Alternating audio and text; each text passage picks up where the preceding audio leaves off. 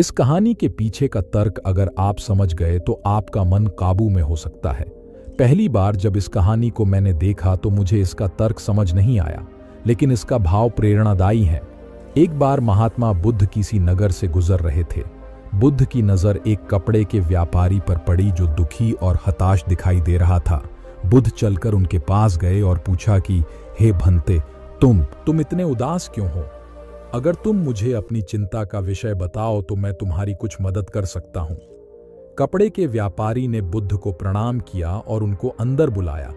उस व्यापारी ने कहा कि जब से मेरी पत्नी की मृत्यु हुई है तब से मेरे घर पर मेरे छोटे बेटे की देखभाल वाला कोई नहीं है, इसलिए मैं हमेशा इसको अपनी दुकान पर लेकर आ जाता हूं। लेकिन मेरी दुकान पर आने वाले हर ग्राहक की पगड़ी को उछाल कर फेंक देता है, कभी कभी उनका झोला उठाकर बाहर फेंक देता है।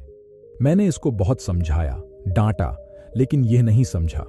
इसकी इस हरकतों की वजह से मेरे सारे ग्राहक खुद को अपमानित मानकर वापस चले जाते हैं। बुद्ध बोले, मैं तुम्हारी सहायता कर सकता हूं, पर तुम मुझे वचन दो कि मैं जो भी करूंगा तुम उसमें दखलंदाजी नहीं करोगे, ना ही कोई प्रश्न करोगे। व्यापारी बुद्ध को वचन दे देता है। अगले दिन बुद्ध एक पगड़ी पहनकर आए और एक ग्राहक की भांति आकर बैठ गए। व्यापारी का बेटा आया और बुद्ध की पगड़ी को उछाल दिया। महात्मा बुद्ध मुस्कुराए और कहा, बहुत अच्छा, जाओ उस पगड़ी को वापस लेकर आओ।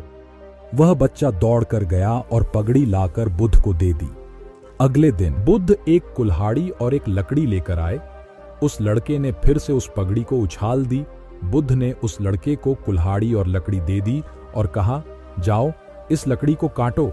व्यापारी को थोड़ा सा डर लग रहा था कि कहीं उसके लड़के को चोट नहीं आ जाए, लेकिन उसको अपना वचन याद था।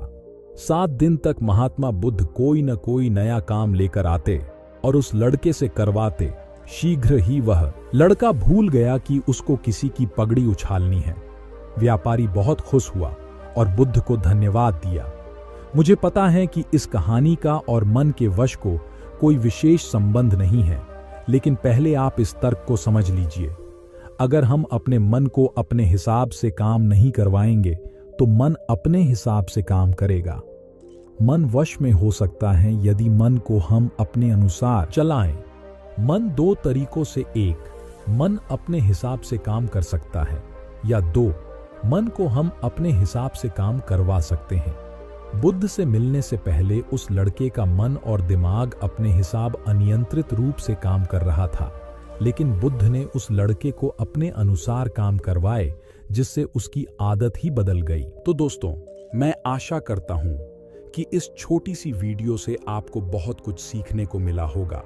तो ये वीडियो आपको कैसी लगी कमेंट में बताना, और ऐसी ही वीडियो के लिए चैनल को भी सब्सक्राइब कर लेना। धन्यवाद दोस्तों।